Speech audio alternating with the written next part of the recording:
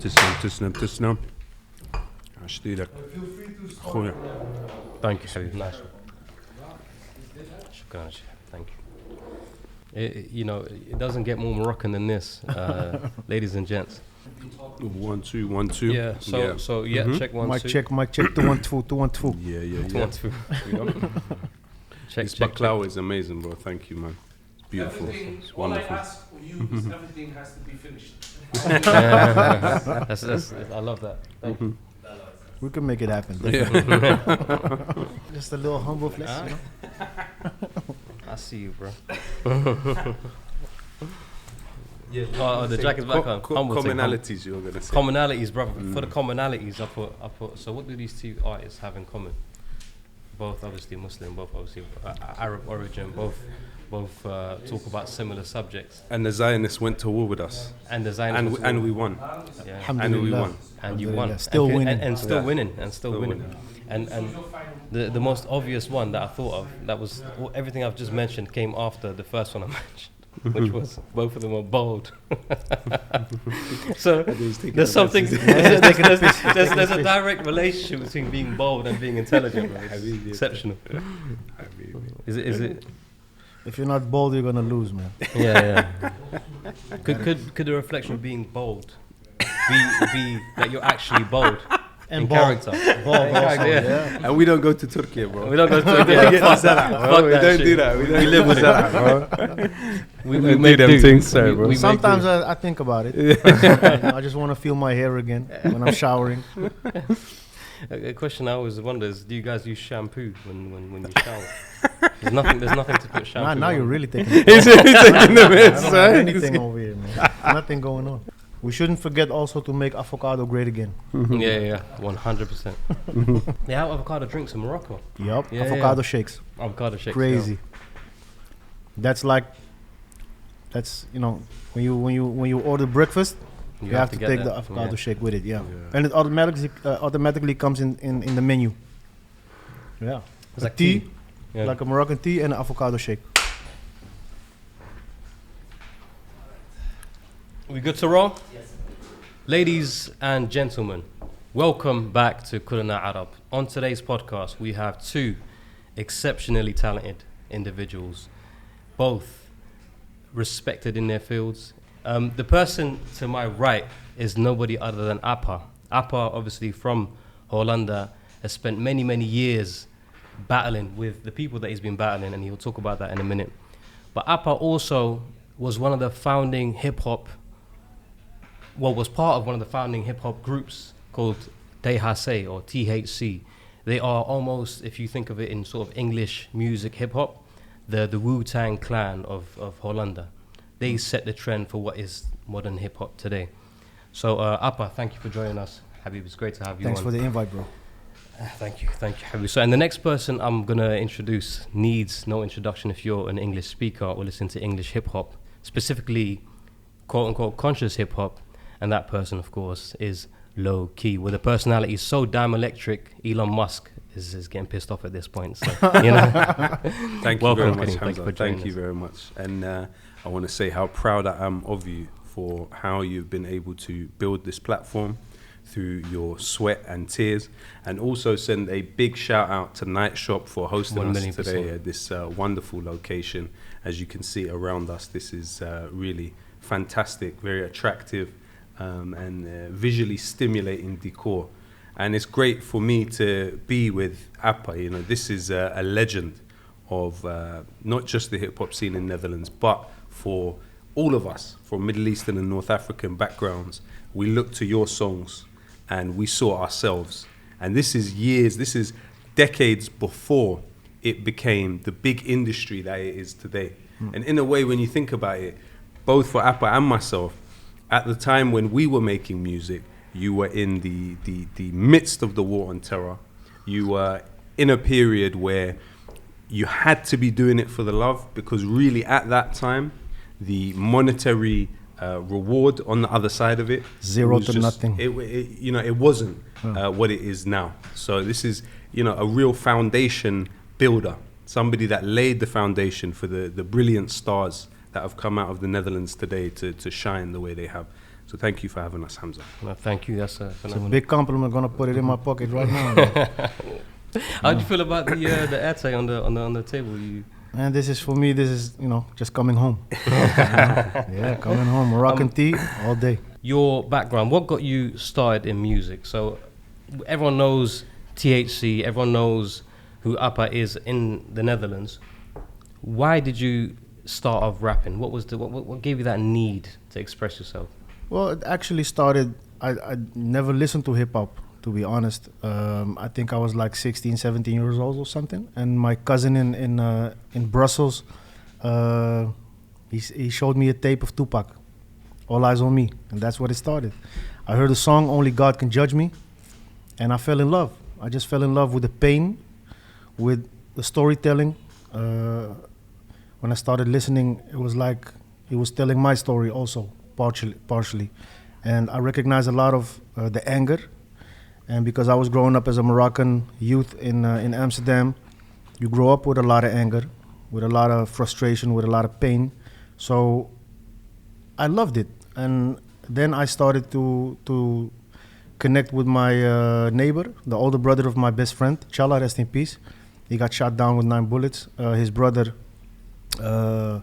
older generation, he was making music with a group named THC. And when we started listening inside his car to Dutch rap, that's when a light bulb just went on inside my head, like, we can do this too. I was like, okay. Then I started writing secretly in my room, and automatically I just fell in love with the process of telling my stories, and it just went on from there. I had a couple of years with these guys. We made a couple of songs that just went viral in a time that you couldn't go viral because we just had Napster and LimeWire in that time. Yeah, no YouTube, no nothing, no Instagram, no Facebook, nothing existed. YouTube also came years after that. So a lot of people started downloading these songs, and Was I it don't Bang know. Bang by any chance? Is that the song Bang Bang is the first video we ever shot, actually. Okay, man. Yeah, but we started making music before that. We had a song with no video that went viral, crazy. The song is named "Je bakt er niks van." It just went crazy. Actually, when I went to Tanja, to Morocco on a vacation, I was at the pool, and one guy was bringing a CD over to the DJ, telling him it was him. Yeah, it was crazy. Wow. So a whole fight erupted over there, like, you fucking liar. So it was crazy in that time because you didn't have any video references of who was who or something.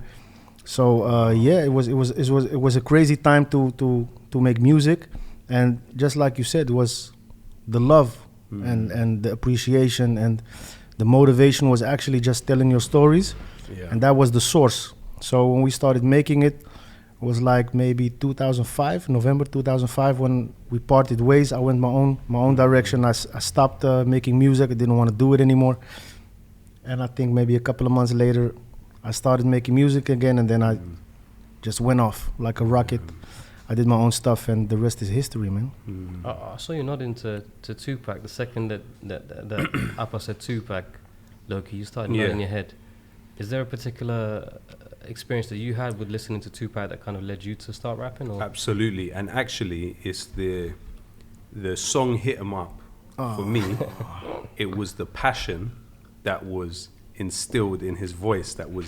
His voice carried a passion that then it felt like an outlet for the other things that I felt passionate about as well.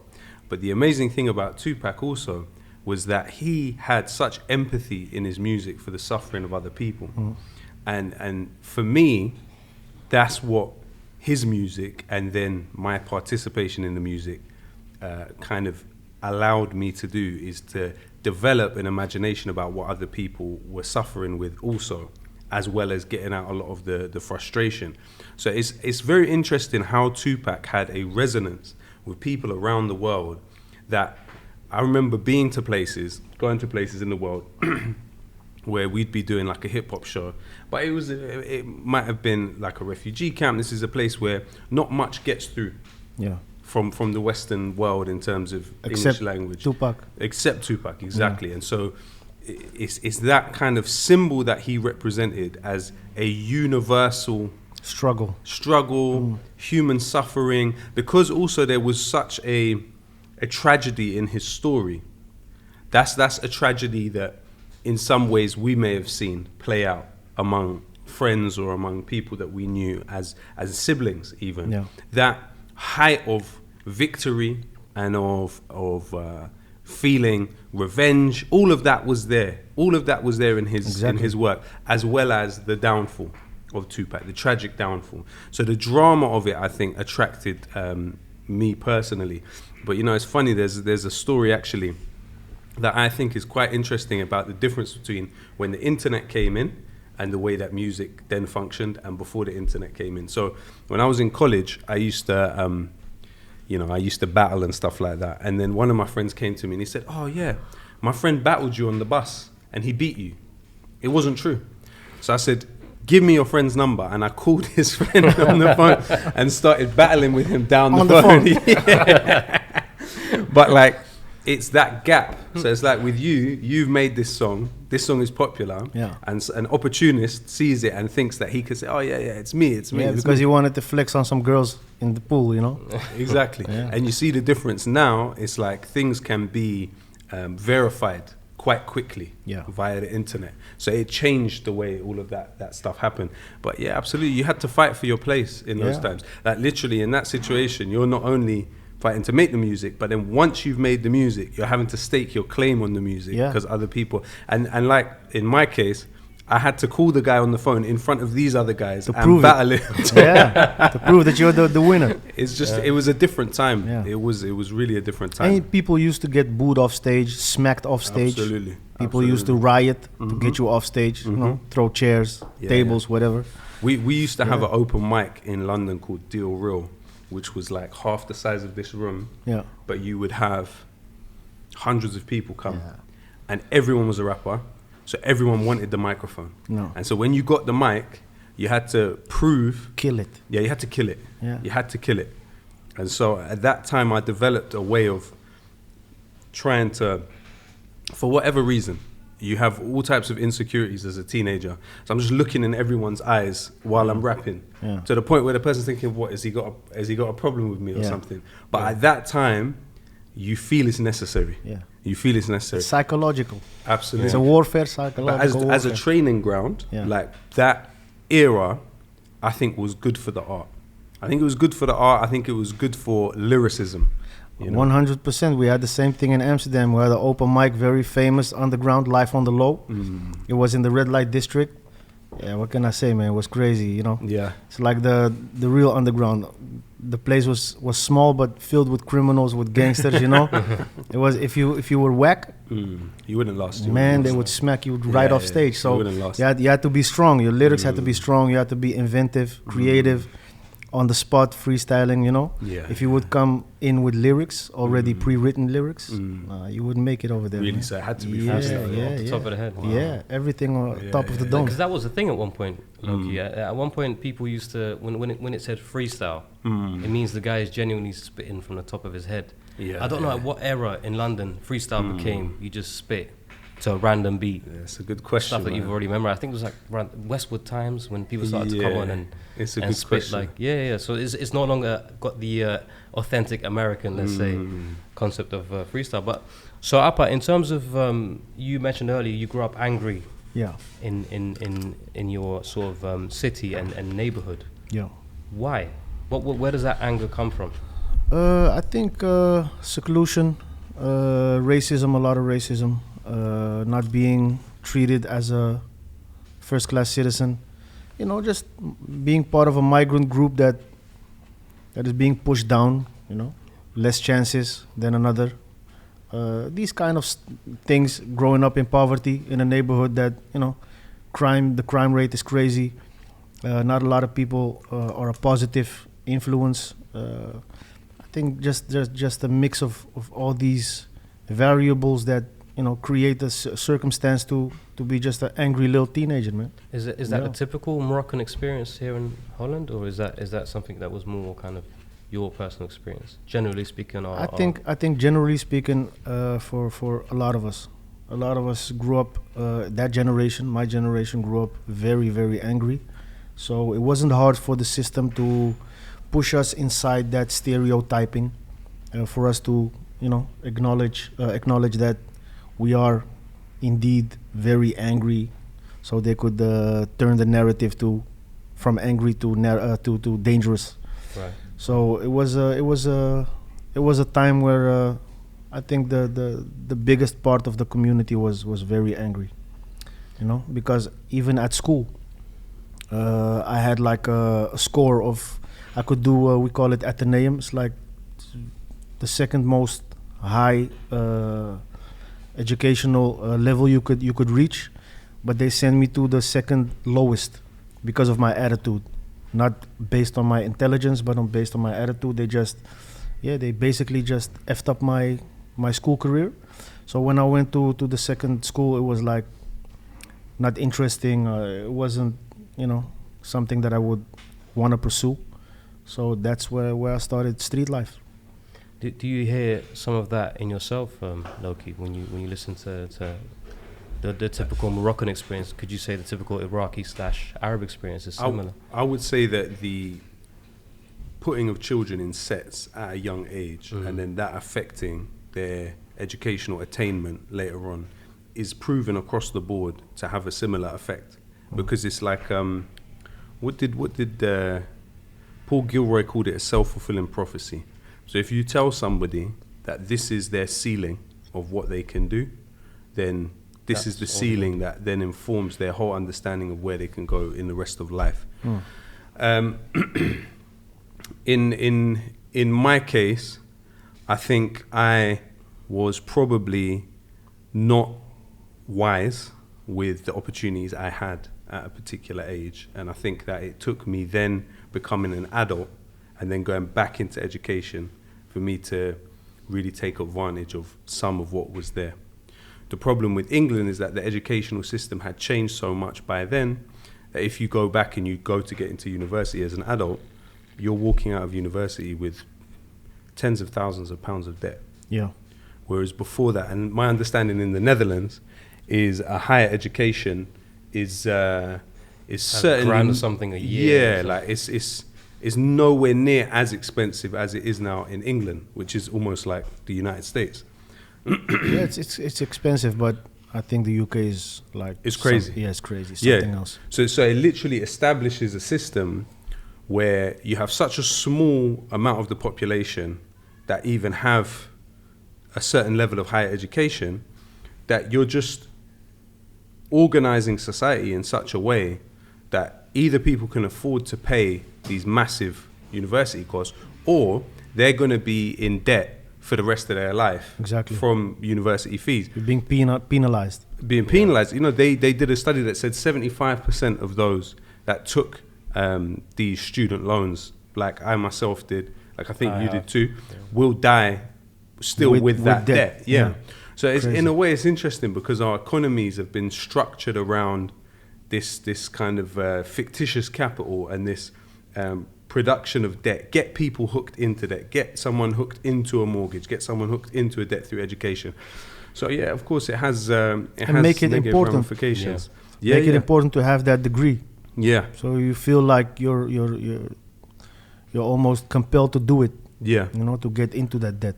But what you also see with partly what you're saying, and in my case to some extent, is looking for education outside of traditional circumstances like a school. Yeah. Because the education that you're getting outside of the school is the school of life. Exactly. It's the school of life. And the awareness that it gives you and the ability to maneuver in the world is at that time in many ways seems more valuable. It is. In order to survive. It is. And so in that way they lose kids. I feel like I'm looking at it differently now as a parent, obviously. And you see the ways in which the teachers have the kids, they have them with them, they have them on their side, but then around secondary school, the transition from primary school to secondary school, they lose them. And in the English context, for example, they're trying to force Shakespeare onto the kids. And I'm not saying there's not universal stories within Shakespeare that can be related to in all types of different circumstances. However, even the language he uses. It's like if I don't know if you've read any Jahiliyyah poetry. So Qabl Sadr al-Islam, you have the Arabic that was used in the Jahiliyyah is so far from the Amiyya and from the spoken Arabic today that it's a similar leap, I would say, in terms of Shakespeare. It's so far from the way that people are speaking, but yet they're being told that their ability to succeed in this environment is based upon their ability to understand this and then apply it. So basically the whole class is them just trying to translate something like that. Surely there's better ways that they can take the educational system and relate it to children in a more clear way. You know, it doesn't have any real value. That's the truth. Even if the stories have something universal about them that you can learn things from, it's that you have to decipher it. You have to put in so much energy into deciphering this. And in the bigger scheme of life, it's still just a minuscule value that you can get out of it. Absolutely. Maybe you can find some wisdom, but in the bigger scheme of things, you know, life is so much bigger than that, man. And you have to be able to protect yourself. Exactly. You have to walk out of the school and be able to protect yourself on the way home. And also, how big is your vision gonna be? You know, you have to protect that process of growing, of, you know, making the wrong choices and being able to get the wisdom out of those choices, out of the ramifications of those choices. Absolutely. And in terms of racism, because Lowkey touched quite a bit on growing up in the education system, what it's like, and growing up in London. But in terms of the racism that you experienced, because one of the kind of key factors that Appa touched on was racism is a thing. Growing up as a Moroccan in the Netherlands, was it a thing for in England? Lowkey in England? Ultimately, how do you measure racism is the question, right? And I think a lot of where we've got to now, societally speaking, is we focus racism on feelings. Now, that's perhaps one way that you can quantify what we're talking about. But the real way that you can understand racism is, okay, educational attainment, career. Is a person legally discriminated against? What's the income levels that we're talking about? The quality of housing, So all of these things, if you look at them in the British context, for example, you are 154 times more likely to be stopped under the Schedule 7 Terrorism Act if you are deemed to be an IC4, which is a Pakistani or Middle Eastern male, right? That's you call it IC4? They call it IC4. Okay. IC3 is what they call Black or Caribbean. Okay. And so that's the Schedule 7 Terrorism Act. Now, in many cases, this act is worse to be stopped under than being arrested. Because when you are arrested, you have the right to say no comment to questions that you're asked. When you're stopped under Schedule 7, you have to legally answer every single question asked of you, and you have to submit all your electronic devices.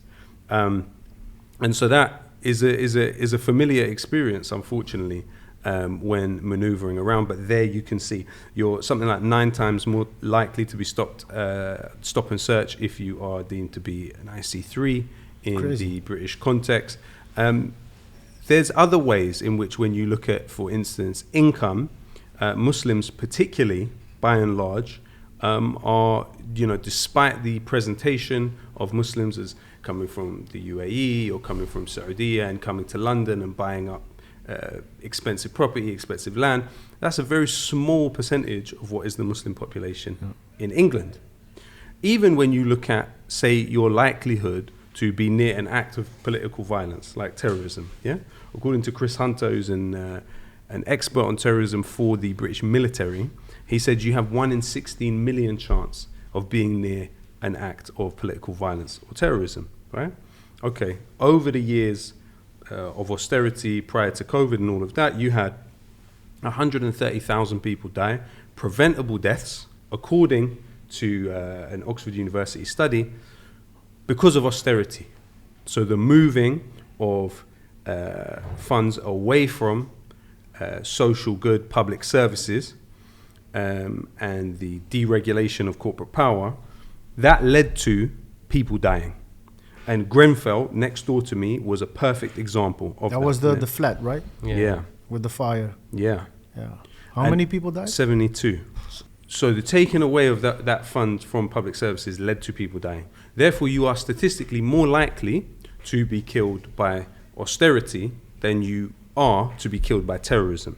However, what we grew up in was a media where threat inflation was the name of the game. It was the daily mood music that we lived in. Muslims were deemed to be secretly or not so secretly irrationally violent. Yeah. This was the way, this was the narrative presentation. they're pushing, yeah.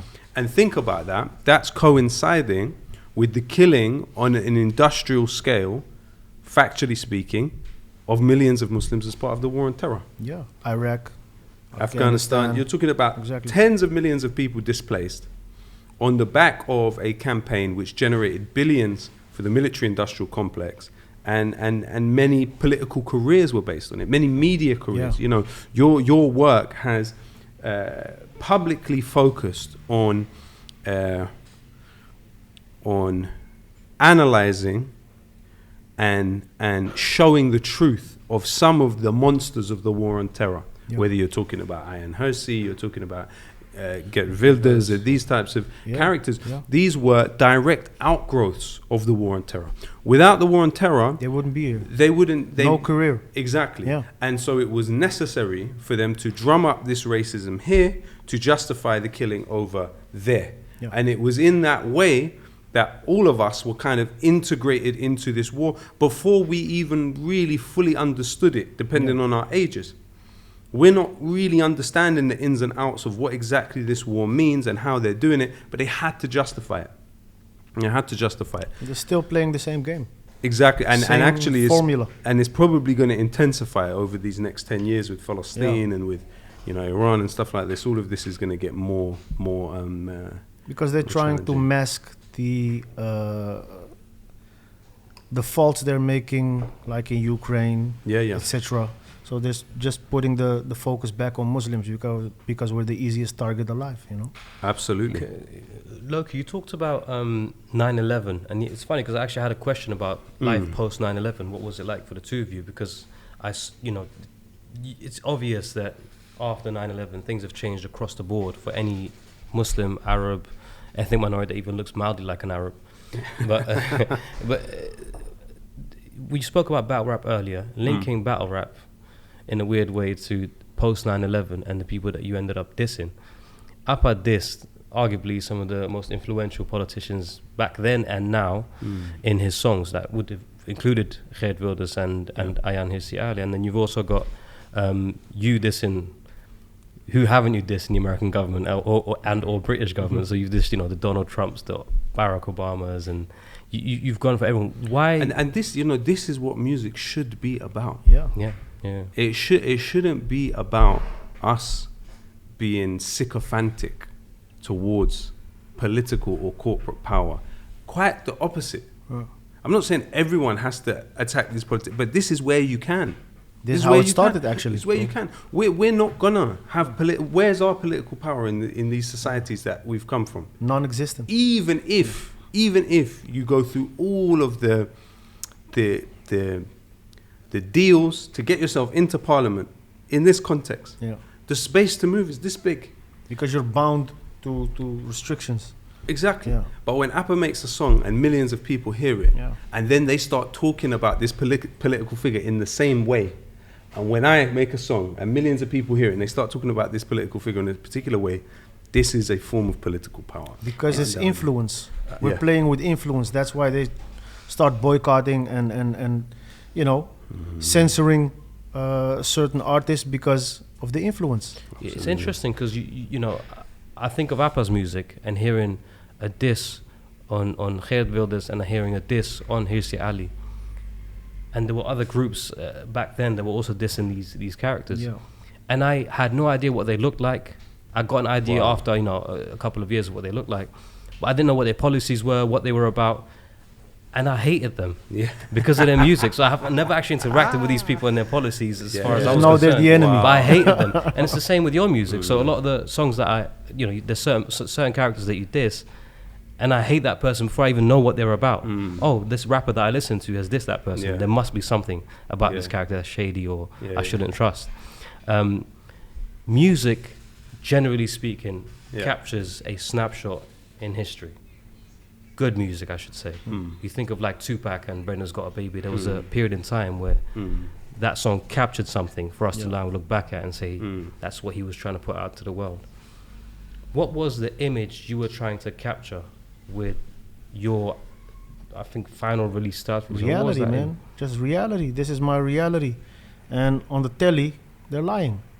They're telling complete lies. And I was young and I couldn't really,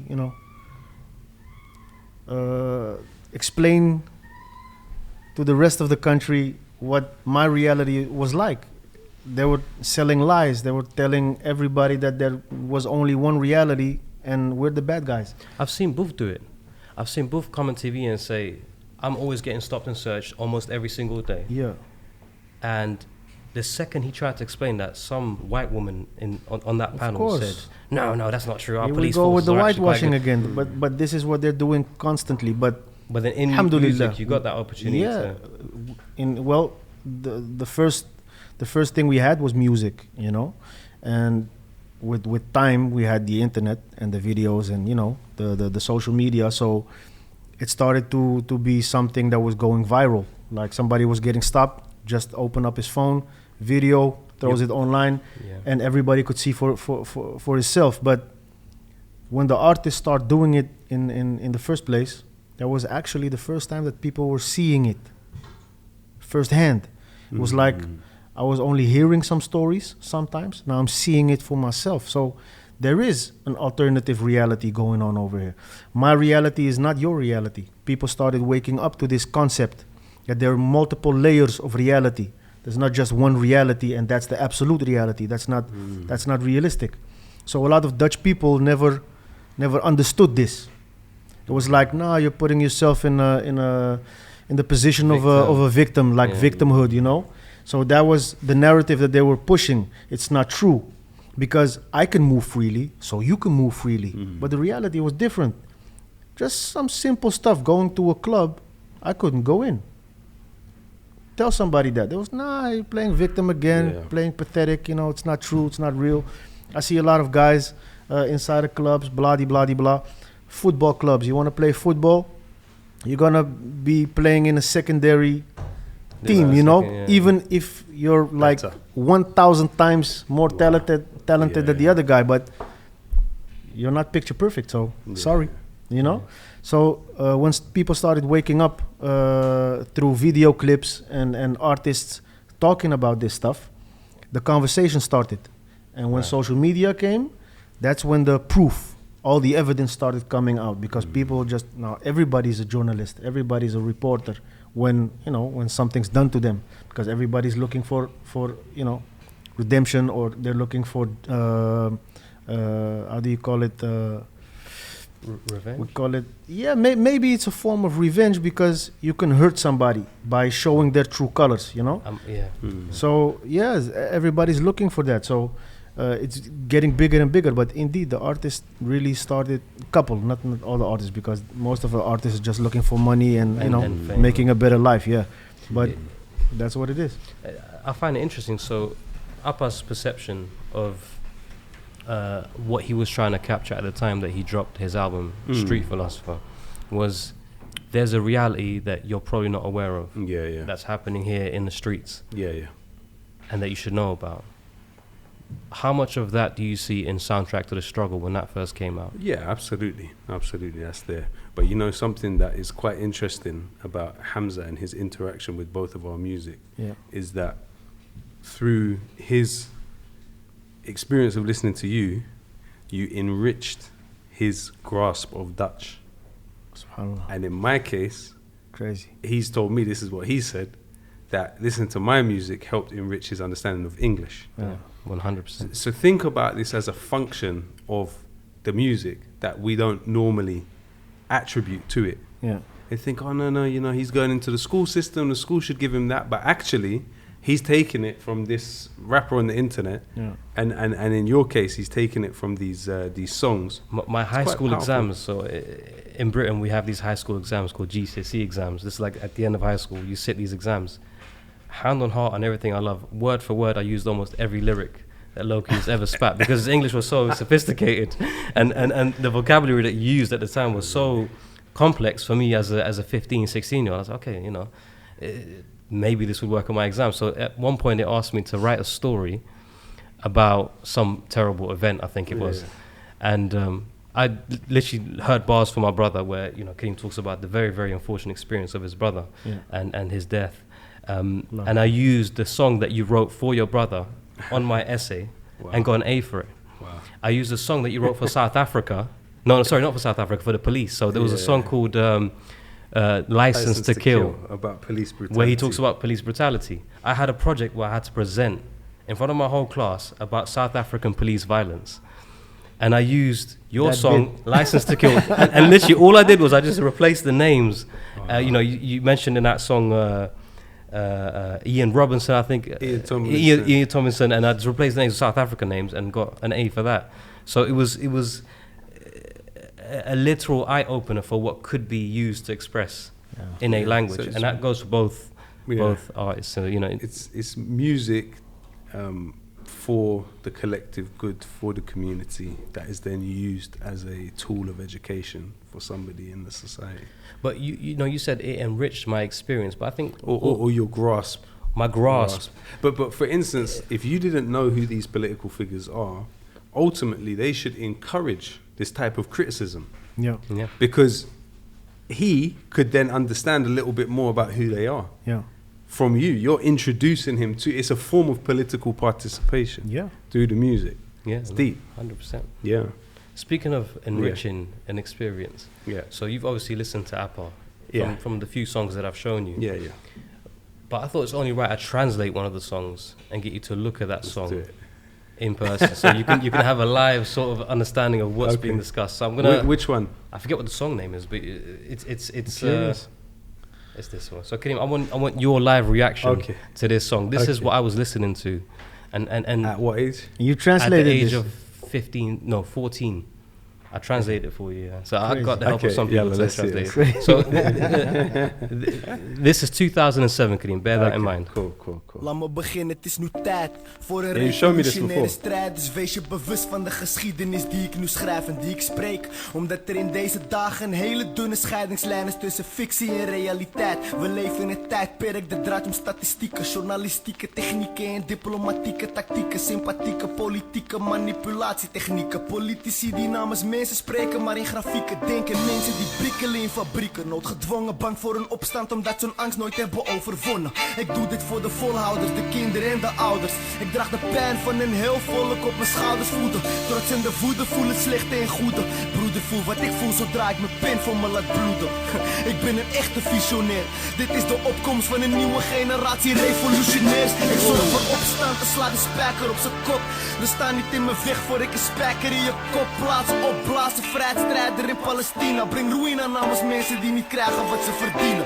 Er is te veel gebeurd om me te laten rusten. Ik heb te veel trots in me zitten om ervoor weg te vluchten. Het maakt niet uit hoe hard je de bas schiet, hij komt terug. Luister naar mij en hoor de stemmen van mensen die worden onderdrukt. Van alle slachtoffers van het bloedbad in Haditha, Ramallah en Fallujah, Libanees in kritieke toestand. Ik ben het bloed van kinderen die worden afgeslacht, meegesleept en afgeplakt en gedumpt in een massagraf. Ik ben de gulle die de armen hielp, de Palestijnse vader wiens kind in zijn armen stierf. Ik ben het bloed dat vloeit door de straten van Arabische staten, de tranen van alle ouders van overleden soldaten.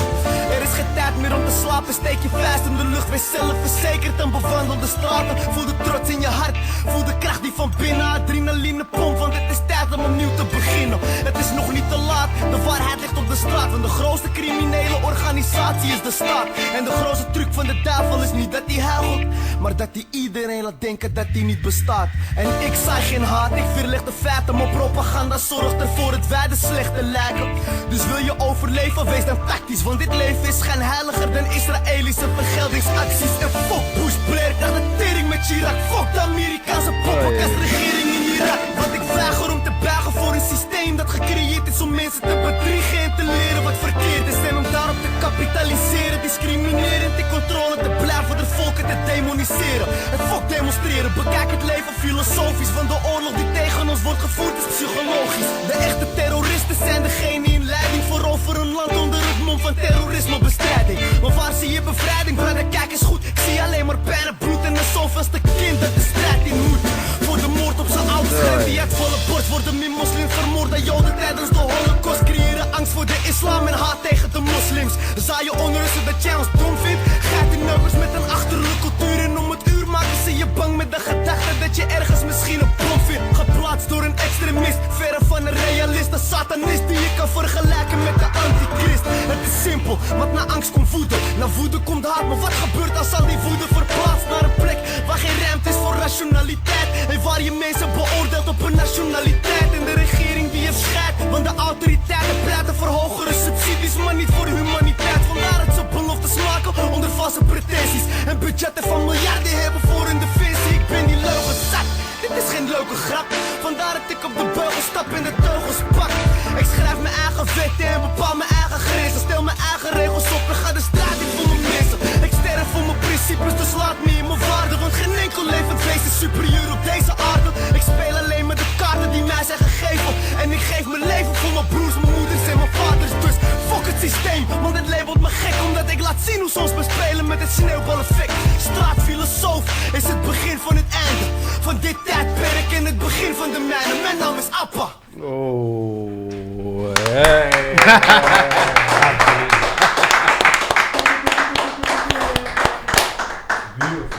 Shukran Habibi, shukran Habibi. Wow.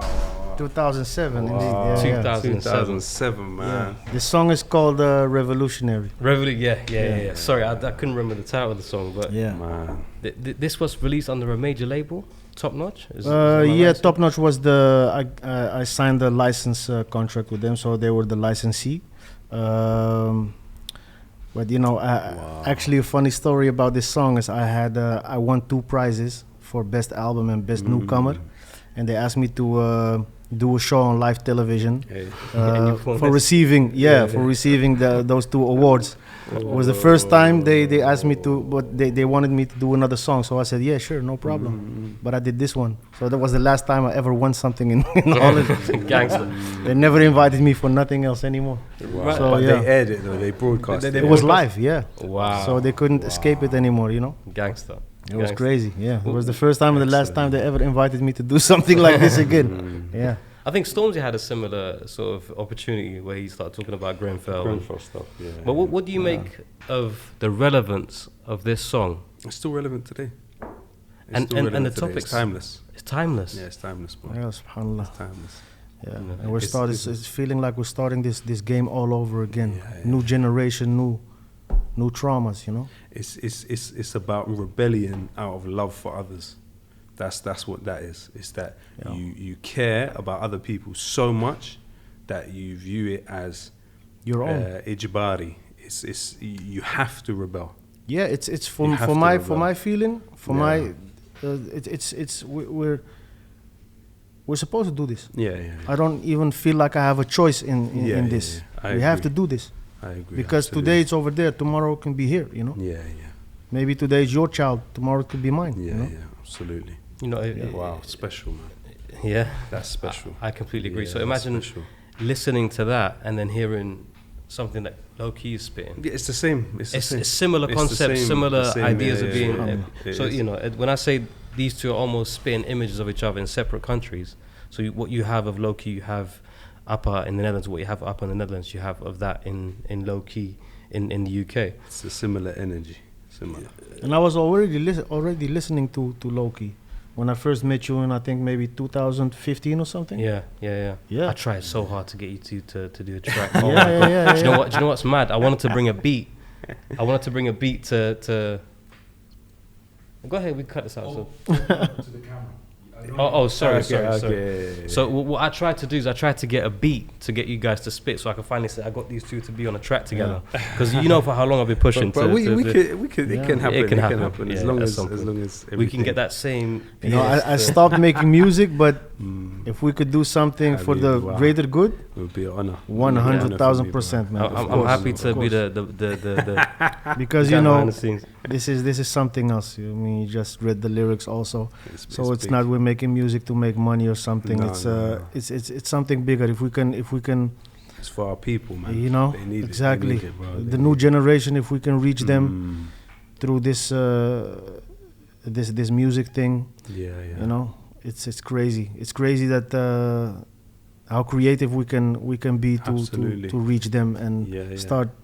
But I think Absolutely. for you also, as for me, as for another artist, it's difficult to understand or grasp the fact that we can actually have influence that can actually change and reset somebody's mindset. It's crazy to understand this type of power, because it is power. Yeah. It's a blessing. Do you often get people come up to you and say you've impacted me positively in this way, or this has changed in my life because of your music? Yeah, I find it difficult, man. I find it. Yeah, I hear it a lot, alhamdulillah, but I find it difficult because it strikes the ego.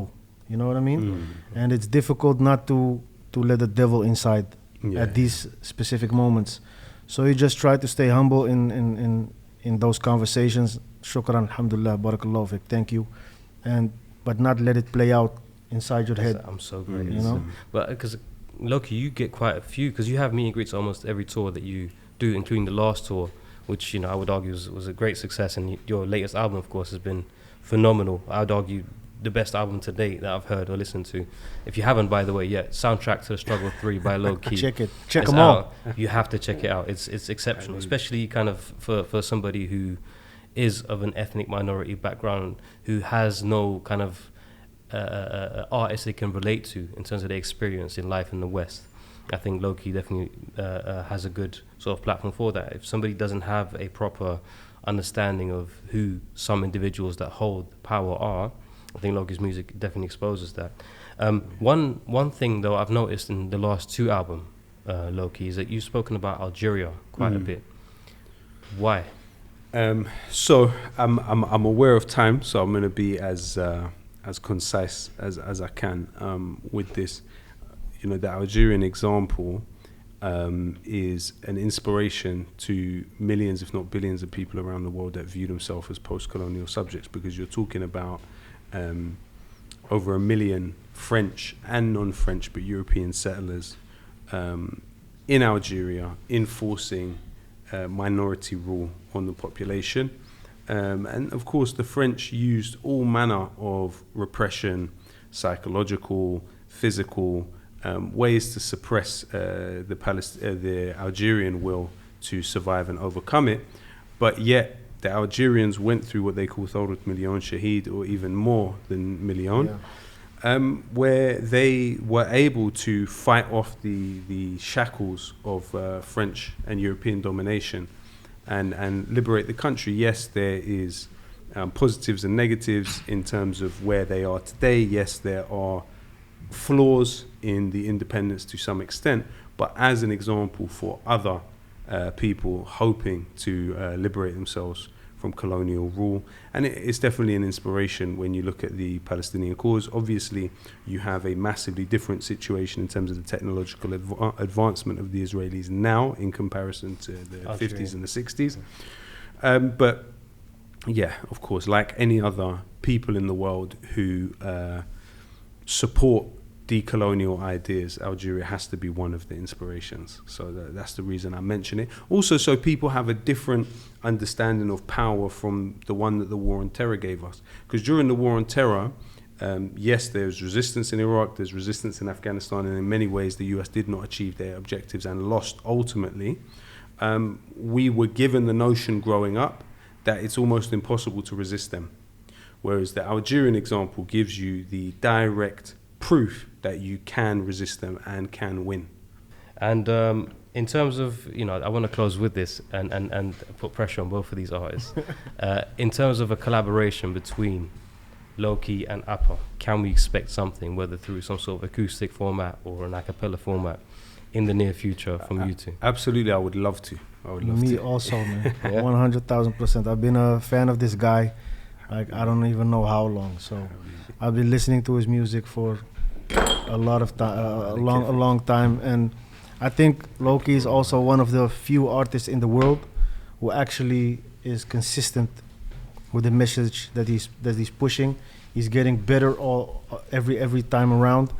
And Thank also, you, you know, he's strong, man. He's a strong guy, you know. Thank you, Mama. He's a strong guy. It's very, very important to have his voice Thank you, Mama. heard. So, yeah. And absolutely, I think those that have been exposed to these kinds of methods of warfare, you know, you've gone through situations where, whether it's a workplace or whether it's a show, you get them applying pressure and cancelling you.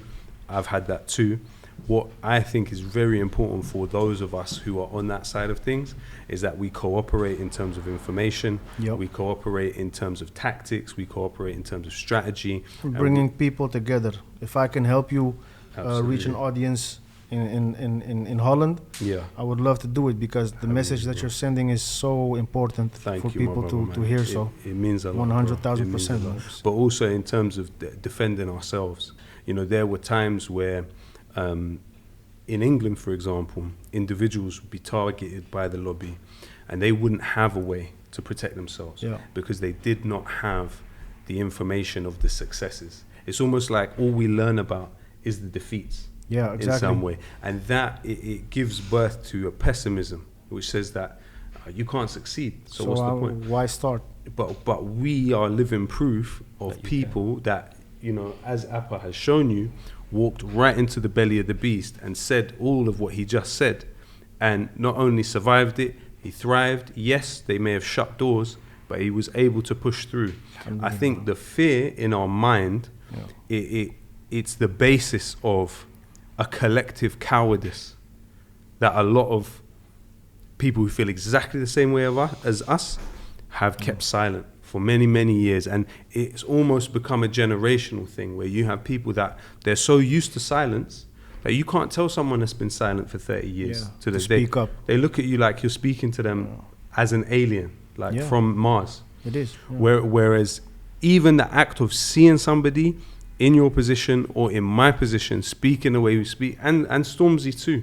When I saw Stormzy doing what he was doing, it touched me deeply. And it made me see that I can also do that. So we can win. The only way we definitely don't win is if we don't fight back. Exactly. That's it. That's how you lose 1,000 times. Yeah. You just don't fight back. Yeah. And that's what they're teaching them, unfortunately. That's what they're teaching the generations behind us, the generations ahead of us. Don't fight back and you might be safe. Yeah. But the truth is, 9 times out of 10, you're not safe. Either way, You're not safe, so you have to fight back. Doesn't mean you'll definitely win, but you have a better chance of winning. But you know, there's one sentence that I love, and that's, you know, I'd rather die on my feet than live on my knees. And that's what it comes down to, man. And that's the decision that our people are making. Yeah. And they're representative of the will of millions of this people. This is resistance. That's on right. our own way, but That's this right. is resistance. So long live the resistance, brother. Long live 1,000,000%. Absolutely. Absolutely. It's been such a pleasure. I haven't said this at the start. I should have said this at the start. This is, for me, a personal bucket list moment to have these two artists together. And I never thought I'd be involved in the project. My sort of goal was to get them together on a project, not with me involved in it. So I'm grateful to both of you to allow me to interview you and make this happen. So the 14, the 13, the 12-year-old Hamza right now is over the moon. And again, thank you guys for joining us. Follow this brother. Follow this guy. Subscribe to his channel. This is good people, man. Good people. I appreciate you guys. And again, thank you guys for joining. If you want to see more podcasts, comment down below. Let me know who you'd like to see. Until next time, don't forget to subscribe. Peace. The toilet roll in the back, right? Yeah. I love Kareem. The whole time you were sitting here, I could just see the toilet roll sitting there, cuz. So we are officially back again.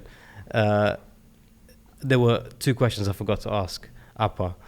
Call it disorganized, call it going the extra mile, but I'm back to ask those 2 questions. So, Appa, in terms of one of the greatest or one of the biggest rappers right now in this country, the Netherlands, you have rapper Boof. who performed in Rotterdam. Mm-hmm. No, Amsterdam actually. Was it Ziggo Amsterdam? Dome. The Ziggo Dome. Or Ahoy. I really don't remember anymore. Yeah, Amsterdam or Rotterdam. At the Ziggo Dome. I'm not entirely familiar with where exactly it is. Yeah, maybe it was the Ahoy. Maybe. Yeah, maybe it was Rotterdam. I just forgot. I think the capacity was like 17,000 or some crazy number like that. But he described it as a full circle moment for him, because the very artist that inspired him, that he kind of listened to growing up, was Eminem, who had performed at that very venue. So for him to get a chance to perform at the biggest venue of his career was for him a full circle moment. What was interesting about that particular performance is that during that set, he had in the background at one point a list of all the names of children that were killed in Gaza. Yeah. And at one point even held up the Palestinian flag. Yeah. What did you make of that? Goosebumps, of course. I think it was a beautiful moment. It was courageous, especially in the Netherlands. That's predominantly pro-Israeli. It was a bold move, a very bold move. I loved it.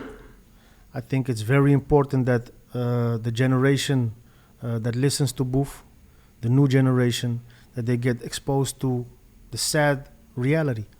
All the names of all the babies that were murdered in Gaza, displayed behind him while holding the Palestinian flag. I think that mental picture for people is something that will grow, inshallah, into something big for them. It will mold the picture that's important to have inside your head about the situation over there. So yeah. Did you see it coming, that whole moment of... No. You didn't see it coming. Is it because you went live with him maybe a month or two, or maybe more than that? Yeah, it was maybe a week or two after October the 7th. So okay, that long ago. Time is flying. So there was a point where you went live with him and spoke to him about the situation in front of thousands of people that were watching live, and broke down what was happening and gave him that sort of quote unquote education. Yeah.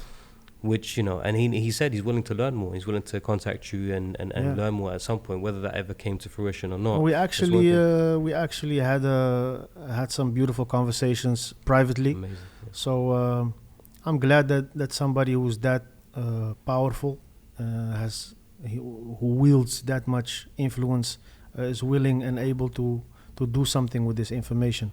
So it's a beautiful thing. And be humble enough to say, I don't know. Tell me. 100%. So it takes courage to be humble, especially at that level. And after that live, they took down my live. Instagram took down my ability to go live. So that's the power and the influence that we have, you know. And then the second question I want to ask you, I remember in 2015, I think it was, you had like you were describing at the time you having a light bulb moment when you found out that your surname, and I've known your surname for a while, Rashid Al-Ghazawi. Yeah.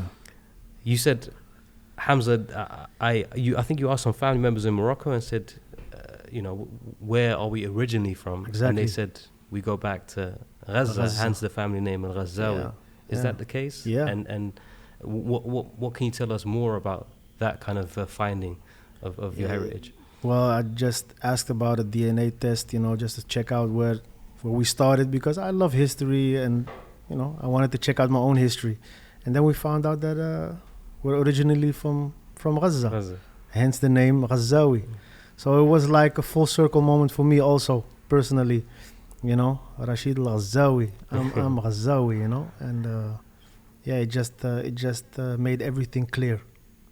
Like the feeling that I'm having since youth, seeing what's happening over there, not understanding it, but feeling it, the rage, the anger about, everything that's going on.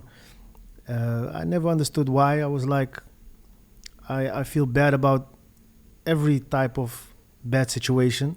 But that one feels a bit more. It feels more personal. I never understood why. SubhanAllah, when I found out that my name is literally where I'm coming from, it was just a full circle moment, and I understood right then and there what my purpose in life was. So you told me, and I was like, oh shit, no way. And it made sense to me. So and this whole time I knew the surname, but when you said that specific thing, I was like, oh, that makes sense, bro. And all I that music, and then I never pronounced it like that. It was always Ghazawi. Yeah, Awesome. Ghazawi. you know? Ghazawi, yeah. But- It's very Dutch. But when I understood Ghazawi, oh my God, man, It it was changed like, everything. yeah, it changed everything. It's like the pride that I feel is like the lion even got bigger, you know?